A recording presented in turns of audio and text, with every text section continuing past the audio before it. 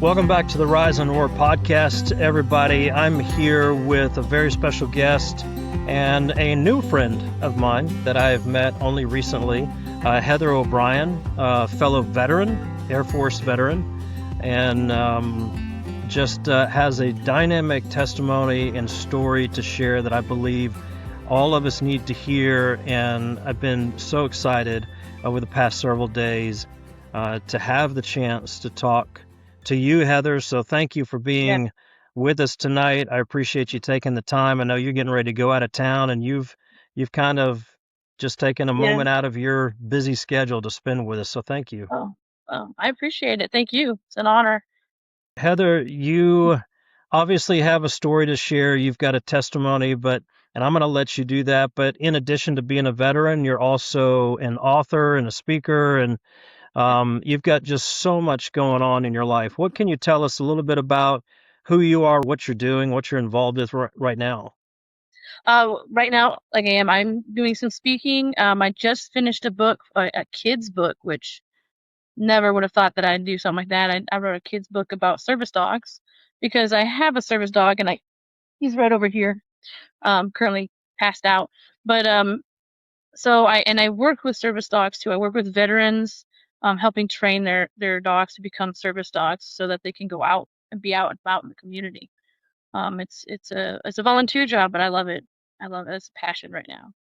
So, and I'm also speaking, posting, writing still.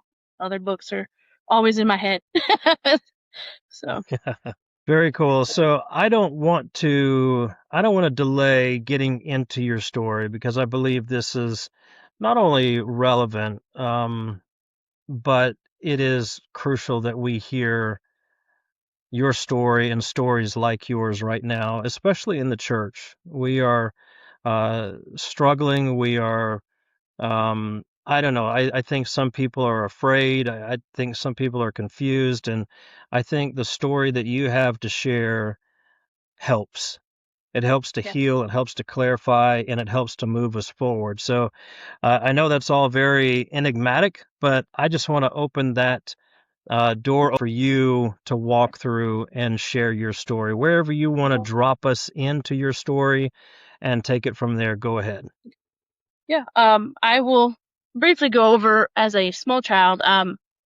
I was born out of wedlock, and my mother, both people are great, my mom and my biological father, but he was in the Navy and he was gone. He was gone all the time.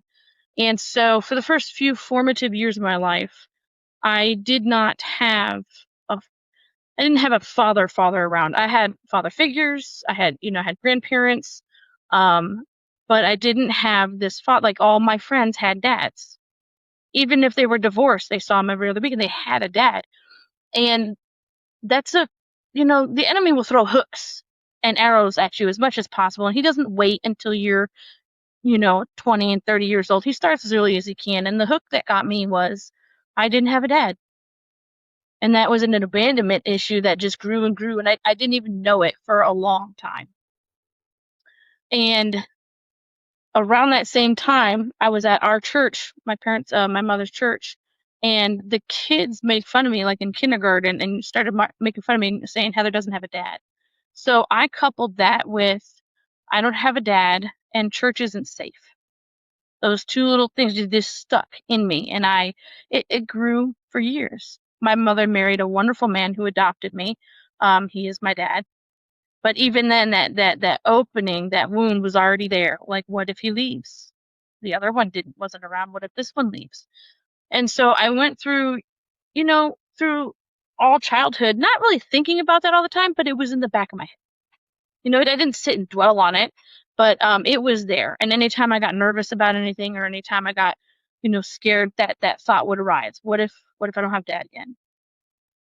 And then as I grew older, it coupled with the thought of, well, what if God is supposed to be my father, can God leave?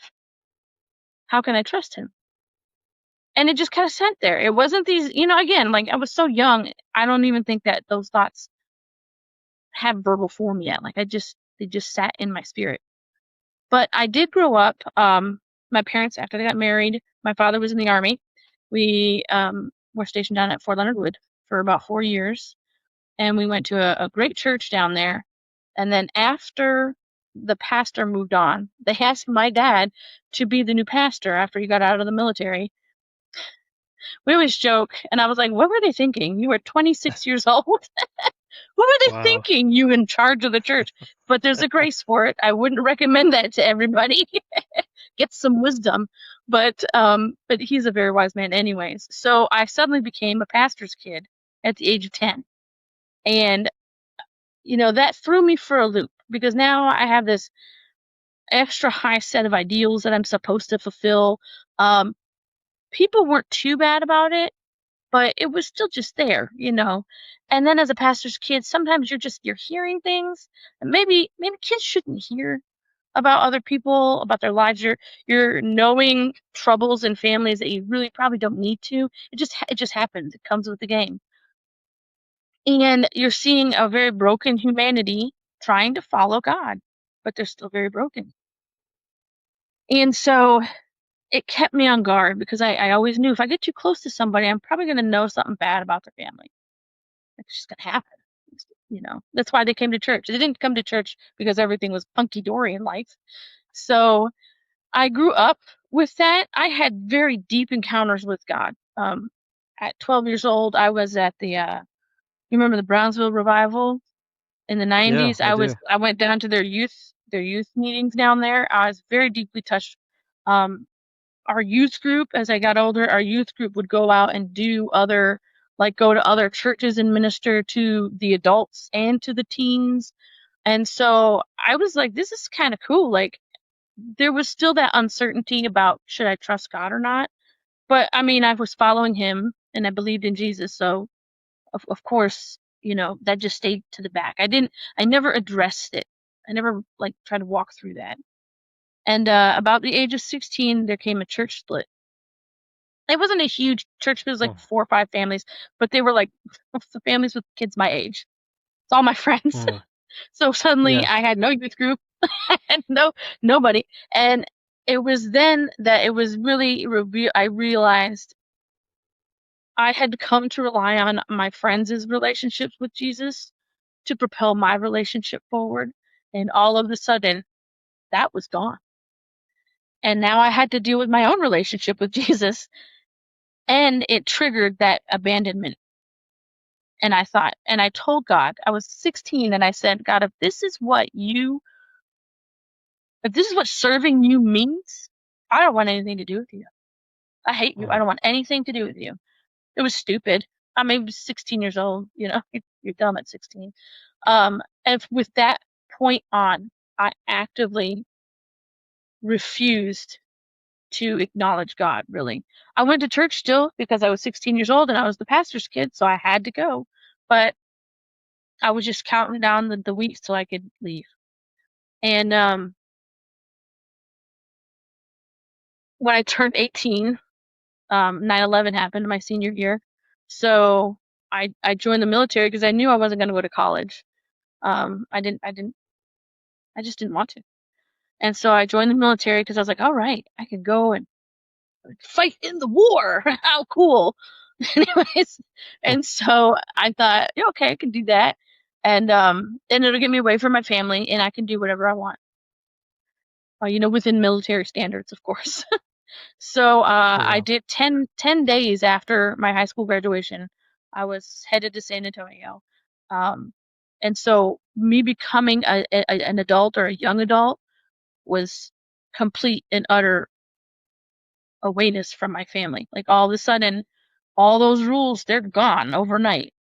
They're gone. I could do whatever I want, you know, within the law.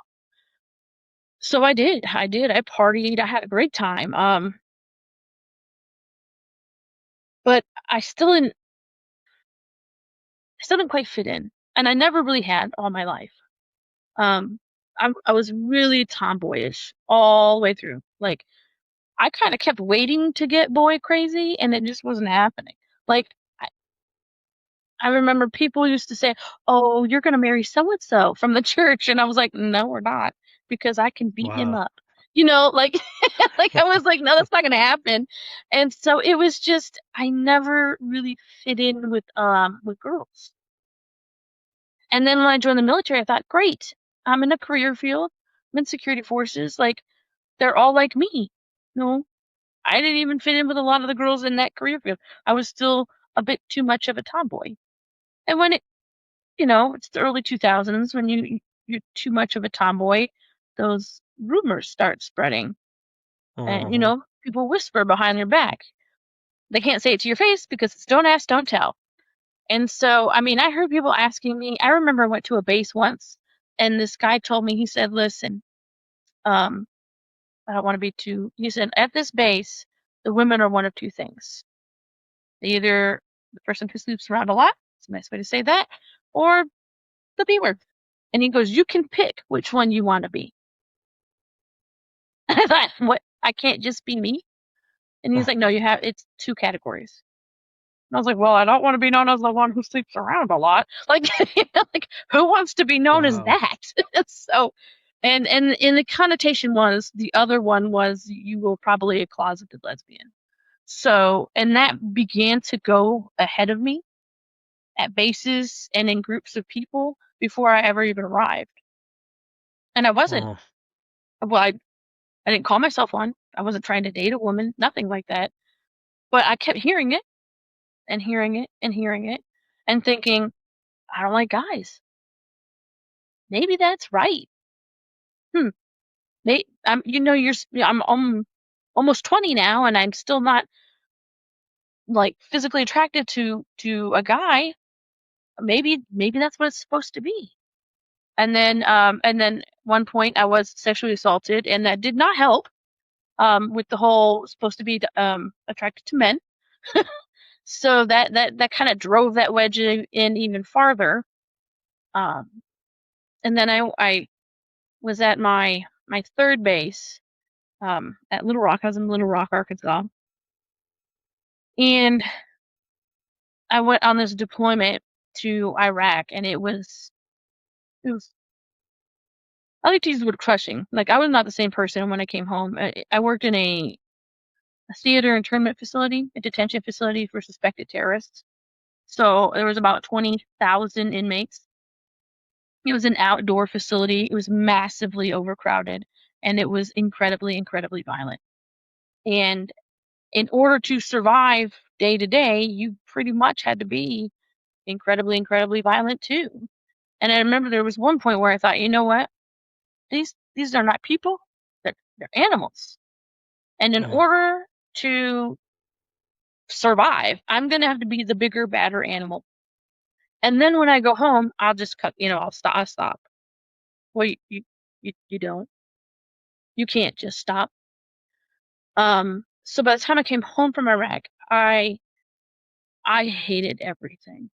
Almost, I mean, I hated myself. I hated everybody. We had a couple of people that were killed in action in during my deployment in other parts of the country, and it just, you didn't get to grieve. It was very, very hard, and I was completely shut down emotionally. Um, and I had a night where it was a friend of mine's first. It was his first anniversary of him passing away, and I had been drinking all day, mostly by myself. And someone came over to do some training or something, and they found me passed out, almost died. It was an mm, accidental overdose, but they found me passed out, and this person was a female, saved my life. And after that, I just thought, I like this person. I don't like guys. She saved my life. She's nice. It's comfortable. I have no emotions, so this seems kind of safe-ish. So we began an undercover relationship in the military, still under don't ask, don't tell. That right. actually made things more exciting for a while. Like, yeah, gotta sneak around. It was a little bit more exciting. And I'm like, I don't think they thought this through when they were making that rule up, that it actually was more enticing that way. So this went on. She went on a third deployment. I got out of the military. I moved to Phoenix. And then when her deployment was done, she came and moved to Phoenix with me. And this time we were like, we can be out. We can be out and proud. I had already called my mother because that's how brave I was. I told my mom over the phone that I was, dating a woman. I never told my father because at the time I told them, we were still in the military and my dad was a lieutenant colonel. And I was like, I don't know, he may actually have to tell somebody. So I didn't tell him. And again, there was that whole fear of being abandoned by my dad. I didn't want to make him mad. I was afraid that he would leave. Not knowing full well my mother's going to tell him anyways. I mean, it's not like she's going to keep it a secret from her husband. But when we got down to Arizona, we were like, we can be out now. We can be out and proud. And it was so fun. And we both did not realize at the time that we were starting to exhibit some serious signs of PTSD. And two people with PTSD, in 2009, when there are no jobs available, is an explosive relationship. Yeah. And so it very quickly became a very quickly explosive relationship, physically, mentally, verbally abusive. I like to say, and I don't even mean it, like she would hit me and I would steal her money. So like neither one of us was in the right, and neither one of us, like they were both victims and both bad people. And this lasted for another 6 years. We were living our best lesbian lives, but we weren't. Wow. We weren't. We were. I had a good job by that time. Like by the time our relationship ended, I worked juvenile detention in Arizona in Maricopa County. Um, and our relationship ended when I attempted suicide. Uh-huh. And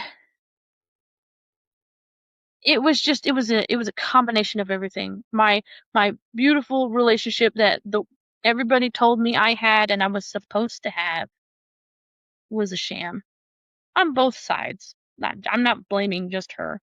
That's on both sides. I couldn't figure out why money kept running through my hands like water. Like I couldn't figure out why we couldn't get stable.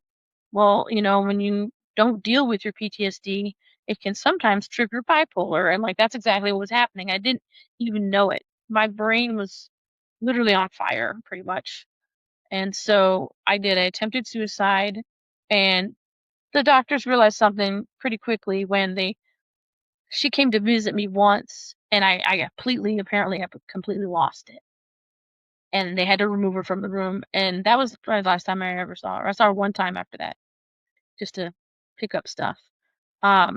So I spent 4 weeks in the VA psych ward, and it's crazy to me that that's probably the safest place I had felt in decades. Was a Wow. psych ward. 'Cause everybody's crazy. Nobody tried to hide it. We were all nuts in there, and I just needed that place. So as much as they are a little bit broken at times, I do believe in the VA. So, I believe they can do better. But but after that, I ended up staying half the time with a friend from work, and then other half of the time it was a friend from the military who was also a lesbian. So I stayed with her for about 3 weeks before we began dating because you put two lesbians in a room together. I mean, it's just gonna happen if you live together like that. Right. Um, and so we dated for about four more years, 4.5 more years. Um, it was it was a decent relationship. It wasn't bad. We were both so very broken that there was nothing for us to do to each other harshly. We didn't. She was a lovely woman, and she actually really helped push me to reconnect with my family because I had cut them out for about almost 8 years. Not completely, but like via text only, really, is the only way we communicated. And she really kind of helped gently push me back into like, hey, reconnect with your family. You should do that. You should do that while you can. Um, and so I slowly did. And my parents, it was, they always say it was easier for them because I live so far away. Like, they didn't have to see everything happening. So on one hand, it was easier for them to be like, yes, she's a lesbian, but she's 1,400 miles away. Like, like, not in a mean way, but like, Right. there's precious little they could do on the physical end of this from that distance. They prayed. They prayed deeply. Um, my first girlfriend actually ended up getting baptized, and I knew it was their fault. So, but it was, I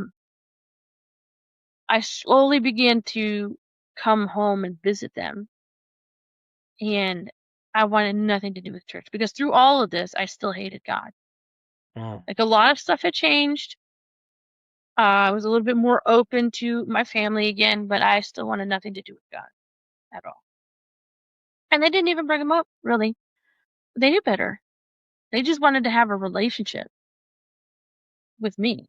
That was more important to them than trying to shove Bible scriptures that I probably already knew because I went to a Christian school growing up. Like, I know the words, but it doesn't mean I understand them, but I knew them. Right. And so slowly over the course of about 3 years, I would come up once a year to visit. And it was over the 4th of July because I love fireworks. And their church hosts like professional fireworks every year. So I would come up for the fireworks. I would not go in the church. I wouldn't even go into the church to use their restrooms. I wouldn't go. Um,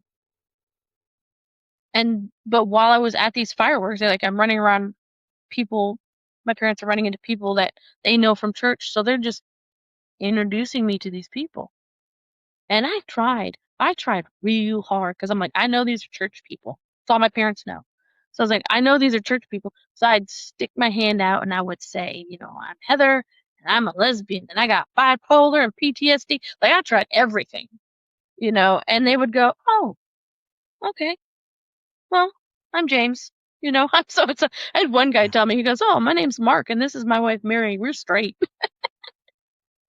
And I'm like, and it ended up being one of the pastors at the church. Like, and I was like, oh, okay. So it was just, these people never won me over by telling me about Jesus. Not that that's bad, but I was so on guard against that. They just they had to say hi.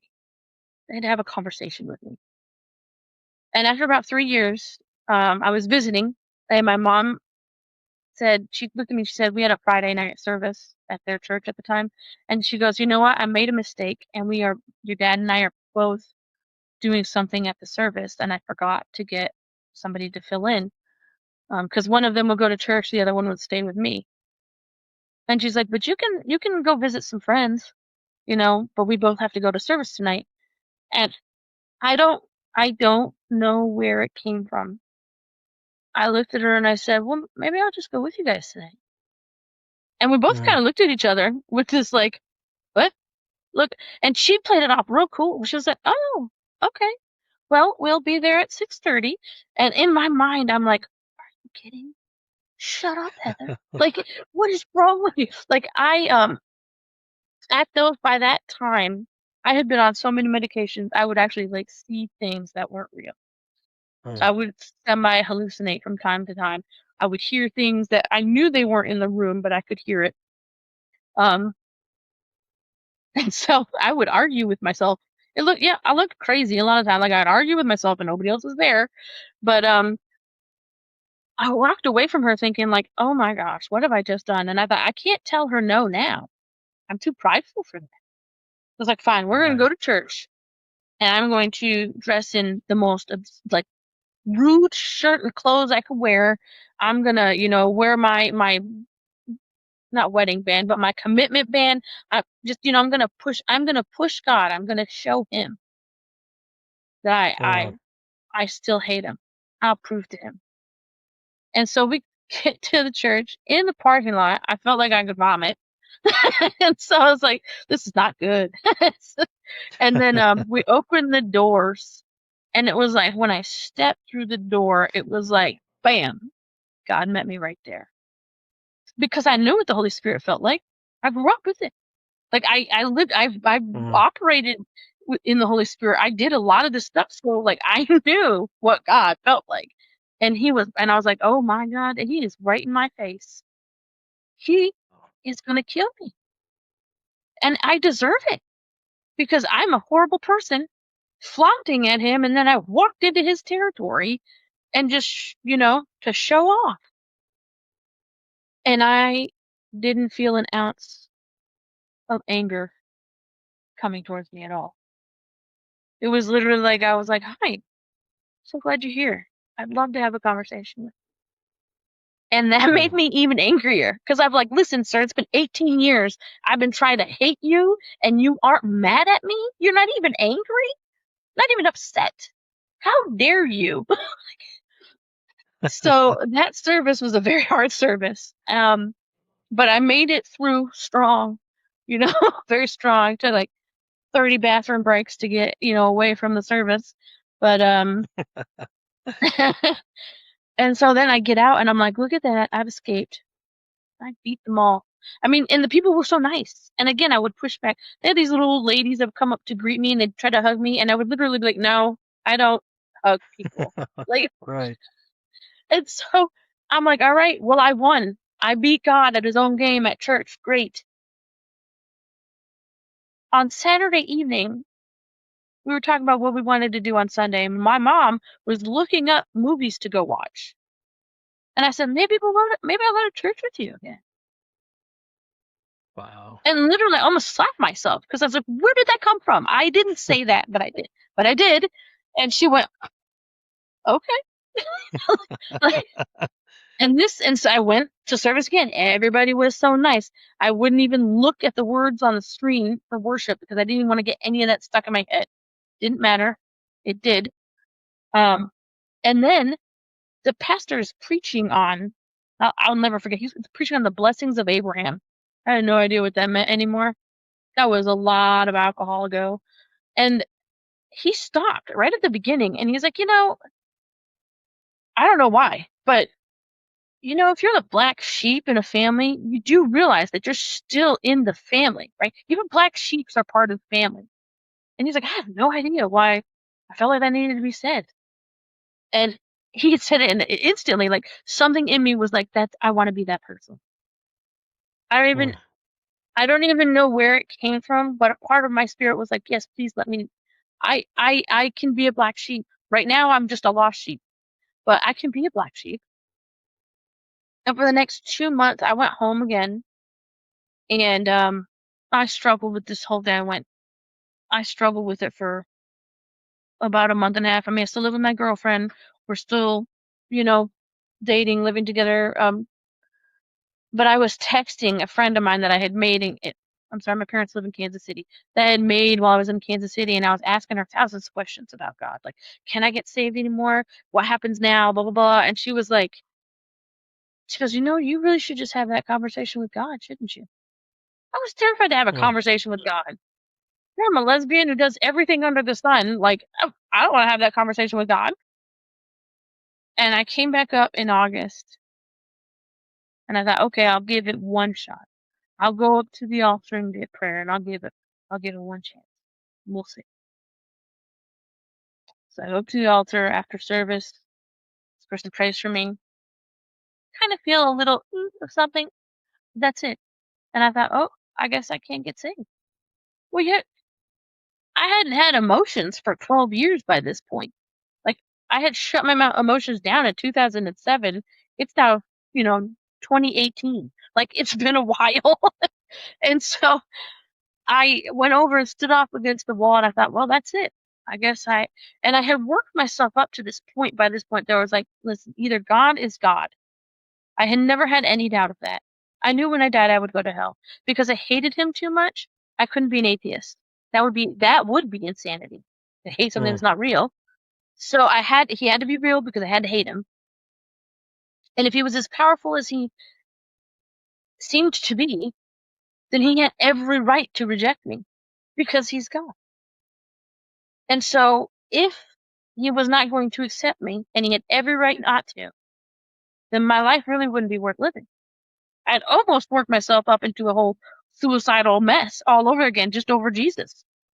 And so I'm sitting in the corner, I'm standing in the corner, and I'm thinking, Wow. this is it. I guess this is it.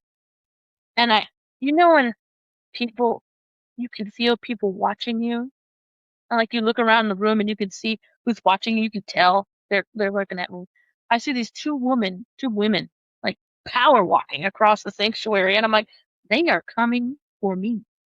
Like I know this, and they get to me and they begin to pray, and one of them begins to say, this is the craziest thing. She begins to tell me, Heather, it's time to take your medicine. This Jesus is your medicine. It's time to just take the medicine. And Mm.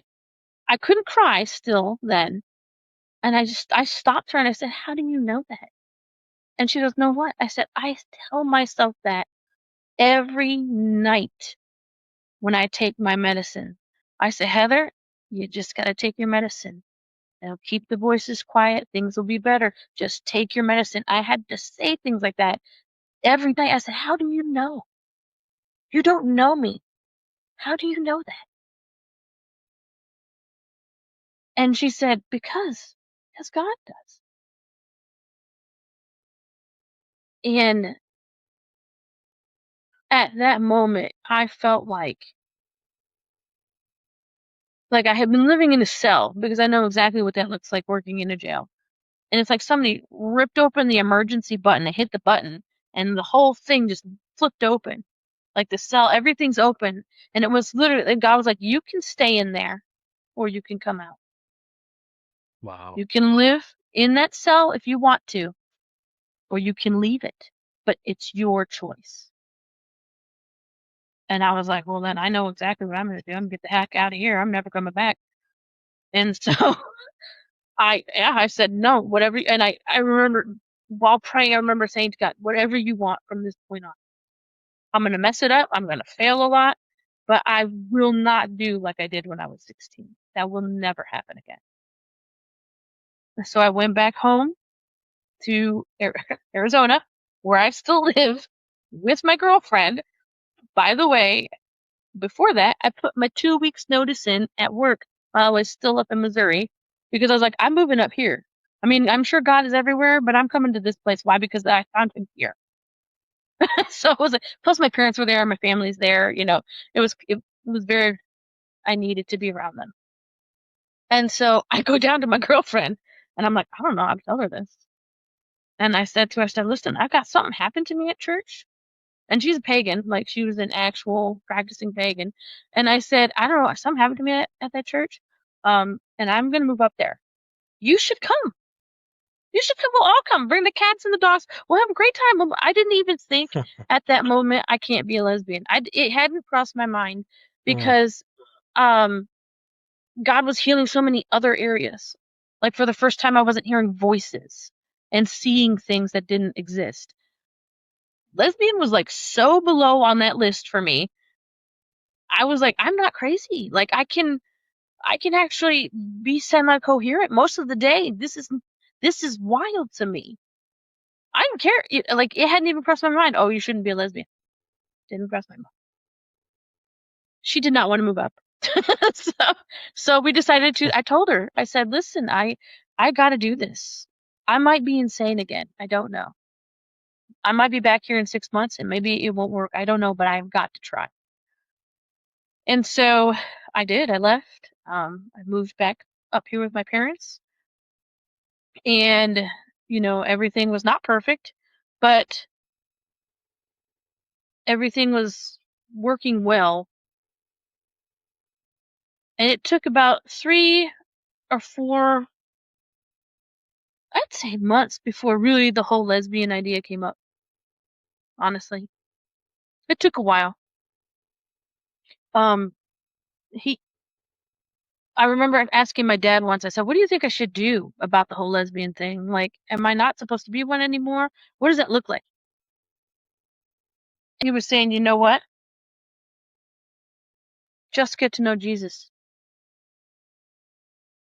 Just get to know him.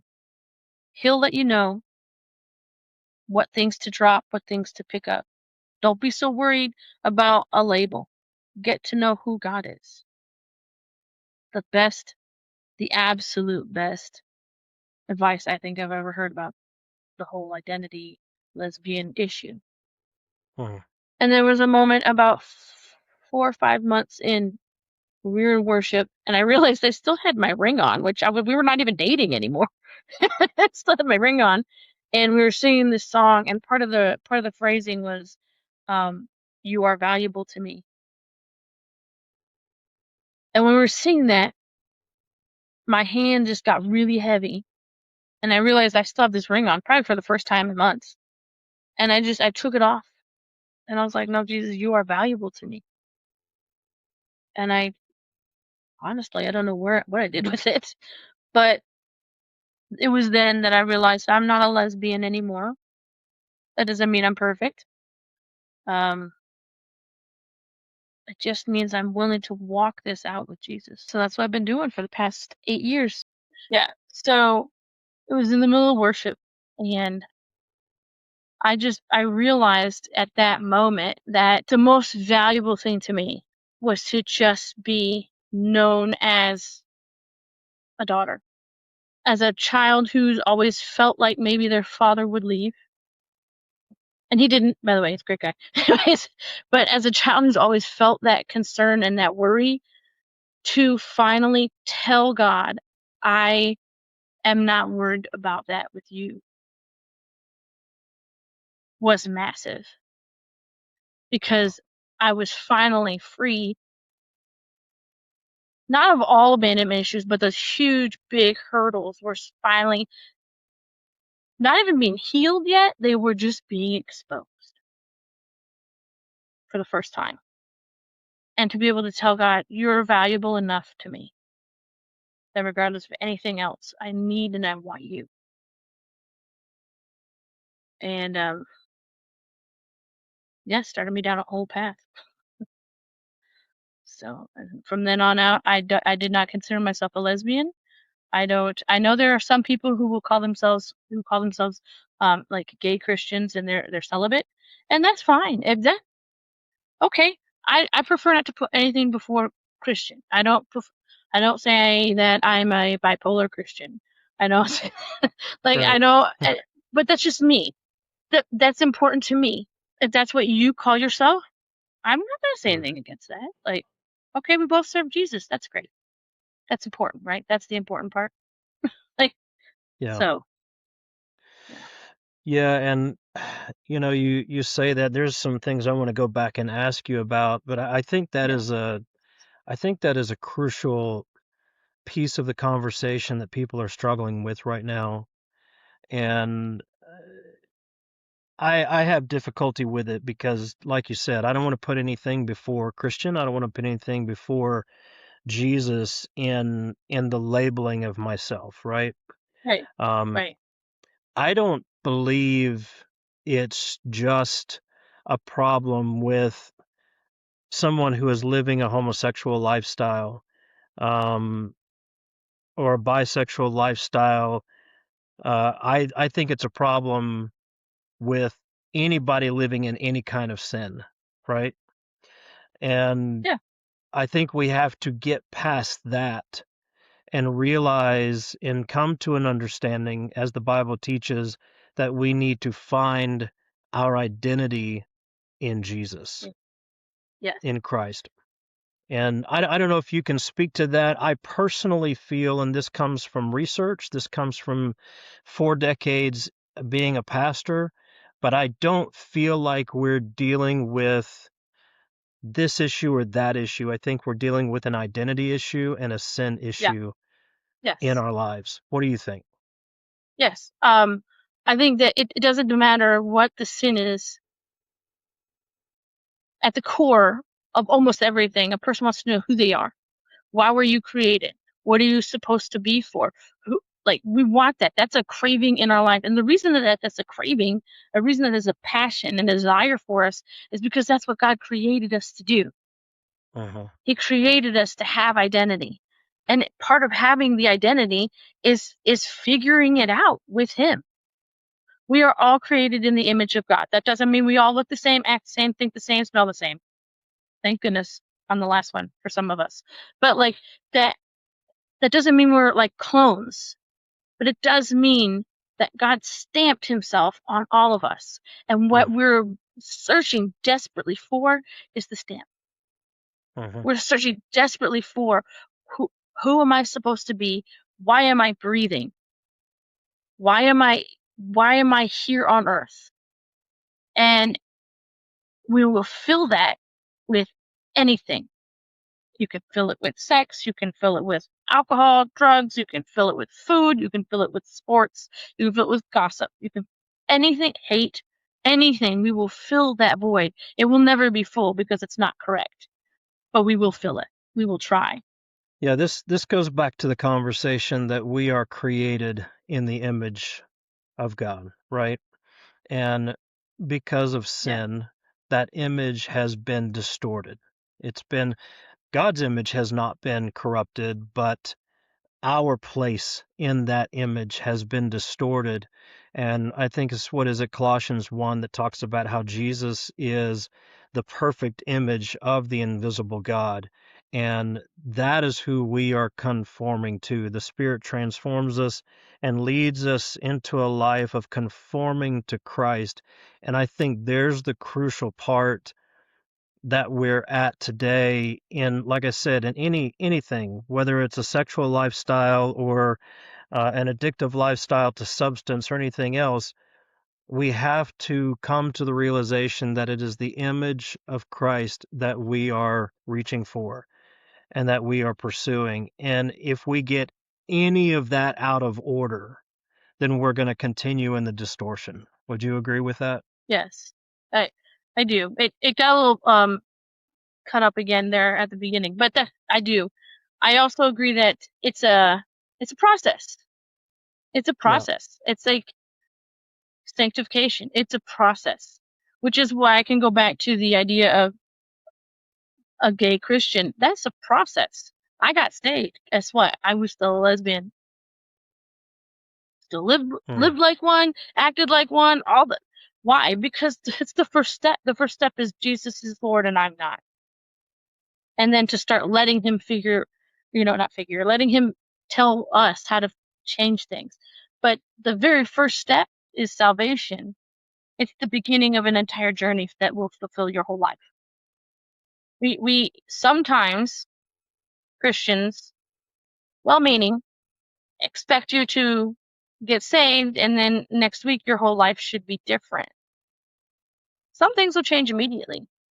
Some things when I got saved, like I said, those voices, those things, they stopped. I still deal with mood swings. Yep. I still take medication for that stuff. Yep. Am I not saved because of that? No. It's a process. And some of the process, God says that ends here and now. And other parts of the process, he says, we're going to walk through this together. And we need to allow people to walk through their process a little bit, you know.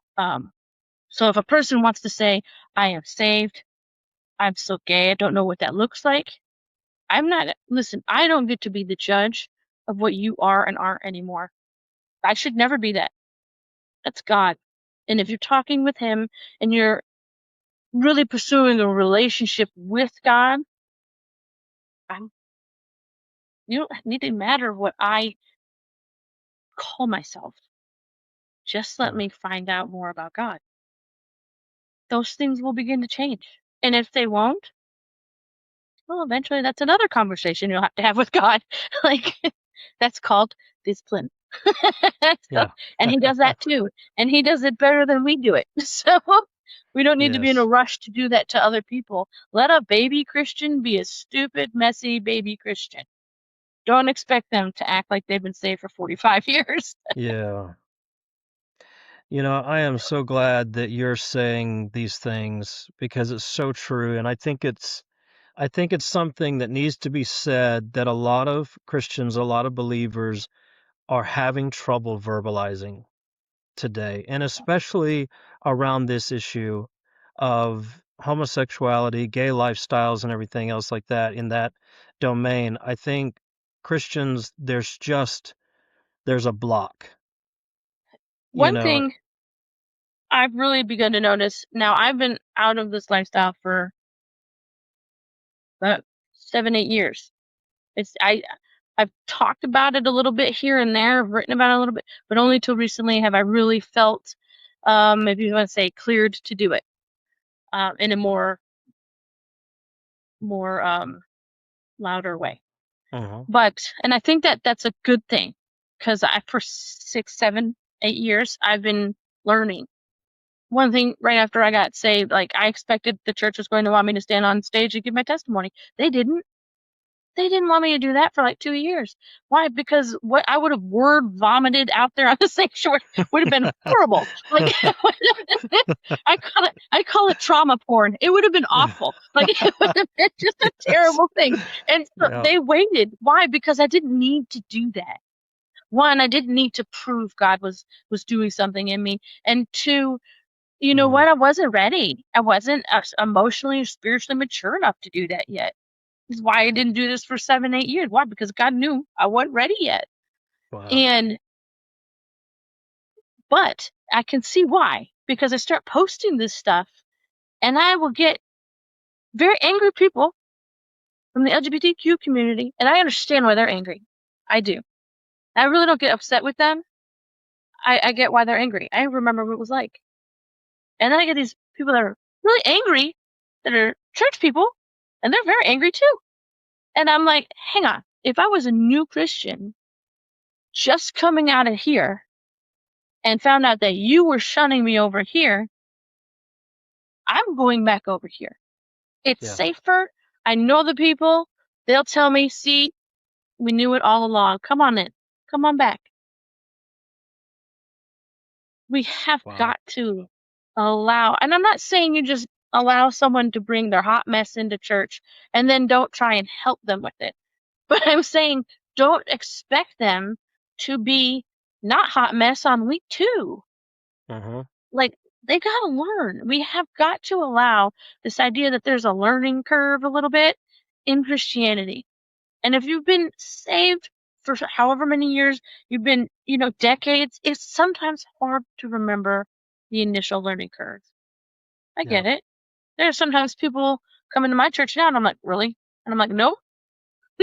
I said that once about something and I was like, that's ridiculous. And my dad was like, and look at who you were. And I was like, oh, yes, sir, you're right. Like, same, my bad.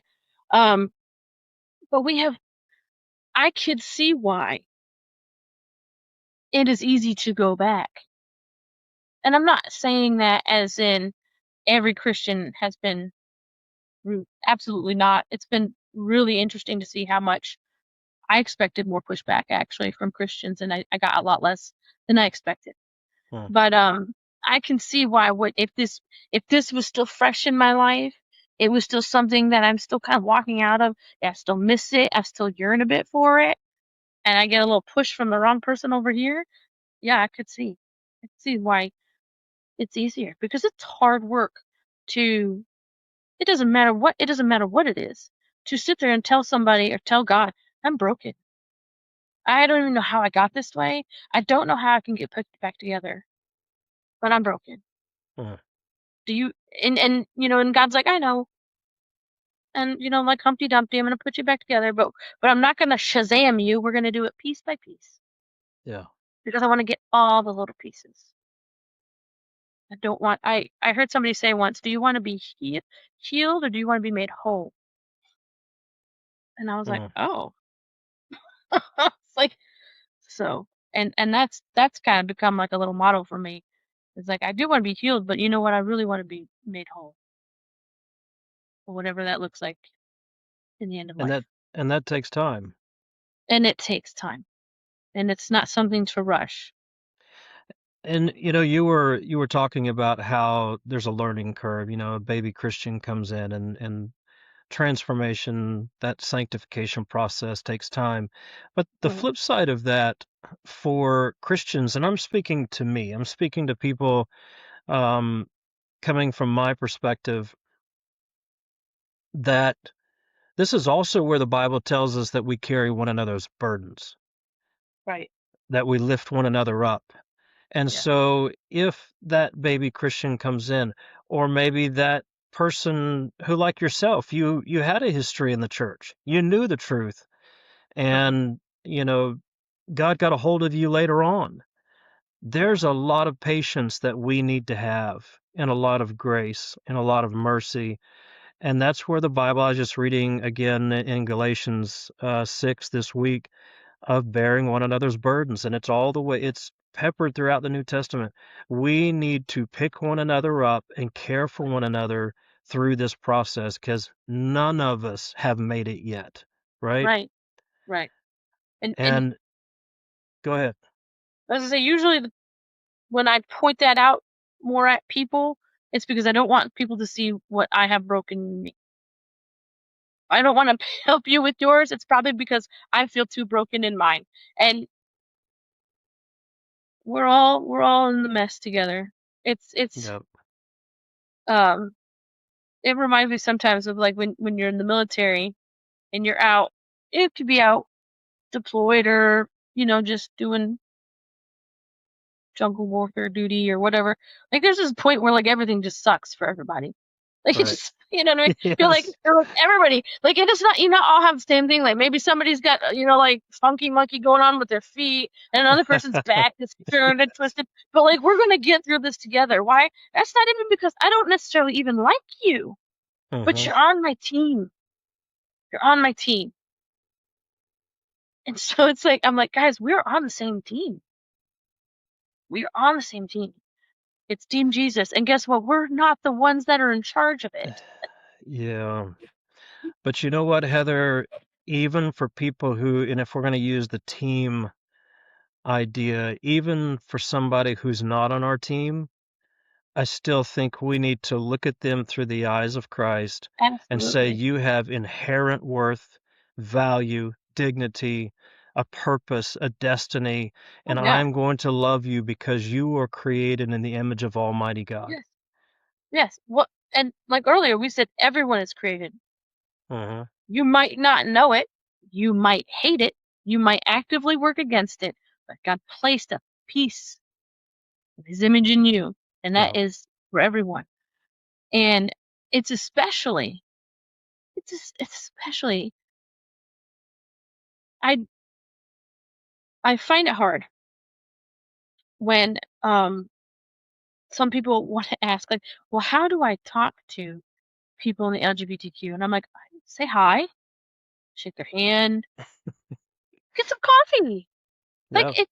I understand that the mentality LGBTQ, homosexual, it's right there in the middle of it, sex. Like for some reason it makes everybody get this not everybody. It makes a lot of people get stumble over that and think of Hmm. this like I don't know what to think of. But I'm like, you know, it's okay to just have coffee. Right? Yeah. I don't think we need to talk about what goes behind those doors. I don't need to know. You're straight. I don't need to know. Like we're overthinking how to be a neighbor, Hmm. just how to be a person. It's hard for people to connect nowadays because social media is great at connecting and it's also ungreat at connecting. Like it's not great too because sometimes it really distances us. But Yeah. we forget just look somebody in the eye and say hello. Yeah. Show them they have worth by just acknowledging they're a human being. And don't expect that they do it back because why should they? They don't know any better. But you Yeah. do. It's funny that you use that as an example, go get coffee. My son and Yeah. I are authors as well, and we were invited to speak at a book event and Hmm. have our books there, and we were tabled right next to another group of authors, and on both sides of us, and on one side of us was a trans couple Yeah. that had written a series of fiction books, and we were right next to them, and I knew it the moment I Yeah. walked in the door, and frankly, I didn't care.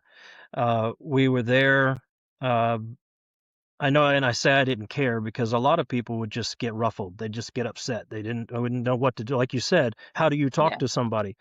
Um, so we sat down, we spent the day together talking about our books, talking about literature, talking about writing, talking about everything. And at the end of the day, this couple walks over to our table as we're packing up, and they asked me, they said, "Can we have coffee with you?" And I really thought this was interesting because my first instinct was this should be the other way around. I should be asking you to coffee. Mm, But they came to me and they said, "Can we have coffee with you?" And they said, "You have treated us with such respect and dignity. You haven't condemned us. You haven't looked down on us. And we know who you are. But the way you've treated us, we want to ask your advice on some things." And inside me, I was just floored, but I was like, this is what it's supposed to be like. And I went right. and met with them several times over coffee, and they were struggling with life issues and with things that they were walking through. And they wanted to hear from somebody who was going to treat them with respect and dignity and not as an issue, right? Right. Not as a project, not as somebody that I'm going to go save these people. That was the last thing on my mind. And Not as a trophy. yeah, and like you were saying earlier, being a lesbian was so far down on the list when you began to experience this transformation. It came up later, and for me, that's how I felt. That was not the issue that I needed to Right. be thinking about. No. And it was a transformative experience for them and for me. And I was so grateful that they asked me to coffee. And I think, what you said is very true, that we need to learn to be human again with each Yes. other and treat each other with dignity and respect. How do you answer? Let me ask you this. How do you answer this when somebody says, and I don't know if you've heard this, I've heard this, that someone from the LGBTQ community is not redeemable. They can't be saved. That God's done with them, washed his hands, and walked away. What do you say to that? Well, one, I'm gonna turn my light on because it's got really dark in here all of a sudden. Sorry. It's all right. I should. I didn't. You forget what time of the day it is half the time. Anyhow, there you go. One, I say, show me, show me where in the Bible it says that some people can't be saved when they repent. Mm, And two, that's pretty interesting. Just simply for the fact that I was a lesbian and now I am not, and I am saved. And I don't have to prove that to whoever wants to tell me this. I know it. I also know, I'll go to, is it Matthew 25, where there'll be people that say, "Hey, God, I've served you my whole life." And he goes, "I don't know who you are." And I'll yeah, be like, do you know who, I mean, who could that be? And I'm not saying that they're not saved. I'm just saying, like, how dare you say that there are some people who can't be saved? yeah, God doesn't even say that. yeah. Very good. Yes. You could twist scripture around certain scriptures. I could say, like, they were given over to, well, that's because those people were unrepentant and they were given over to their sins. Why? Because they were unrepentant. But you're telling me that someone who is sitting here in the midst of transitioning and saying, "I want to find Jesus," Jesus is going to tell them no? Well, I would like you to look into God's eyes and say that. Because that would be my question. Where did God tell you this? And that's very presumptive. Yeah. Very presumptive. It's like we're placing ourselves as God Yes, it's a to very, be, very bad place to be. You know, yeah. when somebody did that once and they kicked him out of heaven. Like, that's a very prideful place to be. It's a very prideful place to be. Very I don't good. know if that's a good idea. like, Yep. just saying, I think that's a very dangerous ground to walk on. Yeah. You're right. I might I say, want to hey, I don't necessarily want this person to be saved. Different story, but I can't say they can't be. I want to go back to something you said earlier, the beginning of your story, and touch on it for just a moment because I think it's helpful for everybody involved in this conversation. And when you we were having some audio issues earlier, but I believe I'm correct when I say that when you went back home, you started visiting home again, and you started attending church. Um, it was the relationship with your family that really helped the process because they didn't come at you and with the intent on saving you. They didn't come at you to shove Jesus down your throat. They didn't come at you to force anything on you. They just wanted to have a conversation. They just wanted to be with you. They just wanted to have a relationship with you. Yeah, And that opened the door of your heart and your mind to be receptive to that love and that care. Did I get yeah. that part correct? It's very yes, yes. So, They had stopped asking me about Jesus a while beforehand. yeah. So, And but and I understand for a lot of Christians they feel like, well, we've got to get this person into heaven. And so the quickest way we know to do that is for you to say a prayer and ask Jesus into your heart. But I believe God's a little bit more patient than that. yeah, And if you're walking down that road, let God be God. And yeah, so I want to say to all of us in this situation, and whether somebody is a part of the LGBTQ community or they're part of the Christian or church community, let's build a relationship first. yes, Let's get beyond the agenda and beyond what media and social media and politics are telling us that we need to be talking about, and let's get back to just spending some time with one another and let God be God in the process. I don't know if you would agree with that or have anything to add to that. I just want to try to find a way to help the relationship part of this so that there can be an open door. yeah. I've had this question asked to me before. Similar, like if you don't, how are you telling them about Jesus if you're not talking about Jesus? And Hmm. I'm like, I get that, but you can show them Jesus. It does say we're supposed to be his hands and feet. It doesn't always say we're supposed to be his mouthpiece. Anyway, just like on Right. every single thing. My parents knew I knew about God. They knew I grew up in church. They had seen me, and it's not that I grew up in church made me saved, because that can be very confusing. Kids can grow all the way up in church and not know God. But I had Yeah. had very deep religious experience. Like I had had deep spiritual experiences with God. Like I knew better. I knew better. So I could go to their house with my girlfriend and know that they were not okay with the relationship. Like they didn't run out with banners and a flag and affirm it, but we could sit down and have a meal. They didn't have to say it, but they could just meet her and get to know her as a human being. And so that's what they did with um as much as they could with both of my girlfriends, is they would send gifts, Christmas gifts, birthday gifts, do meals with one of them because we lived closer for a while. And so like they got to know them as a person, but at no point in time did I think, oh, my parents have suddenly been a-okay with all of this. No, I know better. Tell me, your if it's your kid, your family member, and they know that you don't necessarily agree with this unless you walk up to them and say, I agree with everything you're doing. Like Right. they Right. already know. You do not need to bring it to the forefront of every communication.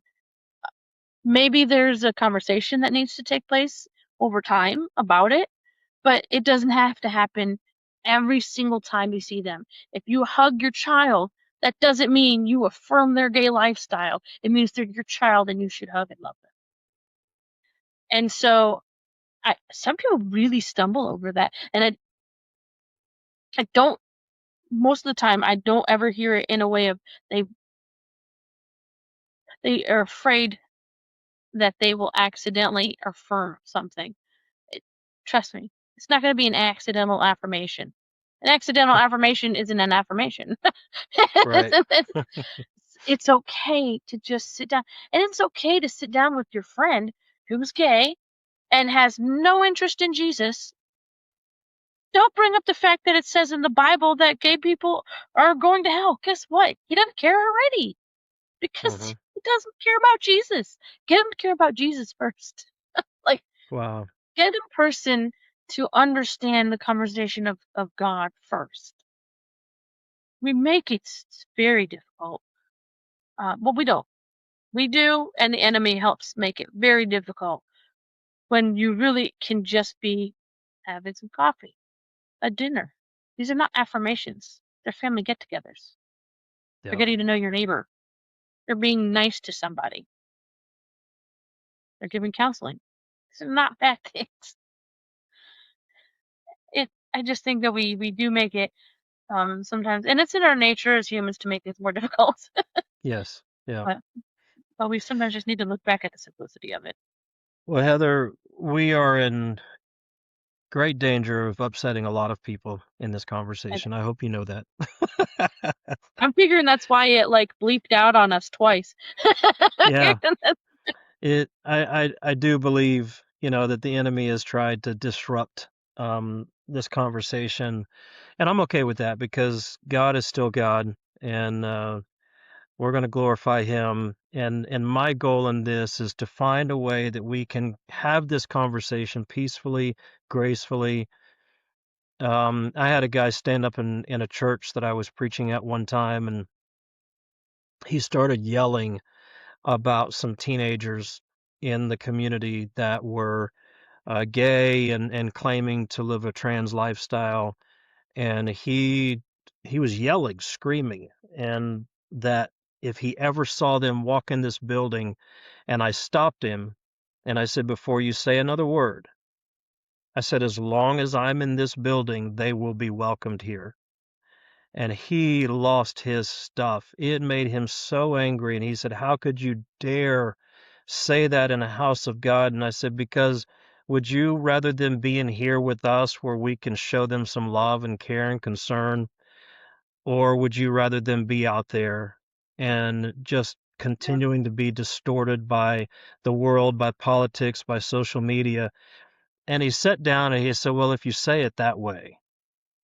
And I'm thinking, okay, then let's find a different way to talk about this if Yeah. that's what it takes. Yeah. And I'm hoping that this is what this conversation does, is we find a different way to talk about this and a way to come together. And I just want to say thank you, and I appreciate you taking the time to talk to me. And you did this last minute as a Yeah. request from me, and I really, really appreciate that. Um, and and I just want to open the floor up to anybody out there that's listening, that if you are struggling with this, whether you're in a lifestyle or you're in the church and you're struggling with this, or you're at odds with this thing, politics and social media has blown things up for you, take a step back, take a breath. Let's find a different way to talk about this. I'm open. If you need to contact me, I'm sure you can get in touch with Heather, and let's just find a way to move forward, because Yeah. I do not believe there is anybody on this earth, on this planet, that is still breathing that is not redeemable. I No. believe God is still doing a work, and this is an important work. So thank you for taking the time to share with me. Is there anything else that you want to add to this conversation, or that you would say in closing that you feel like people need to hear? Just don't be afraid to talk to God. No matter where you're at in your spiritual walk, don't be afraid, and then be prepared for an answer. And I can tell you, it will always be not full of hate, but full of love. Might be disciplining, might be a course correction, but God never deals in condemnation. If you feel condemned, that's not Him. That's not Him. Very good words. Thank you, Heather. Thank you for serving us here in the United States through your military service and what you're doing now with your testimony. I really appreciate you. Thank you. It was an honor.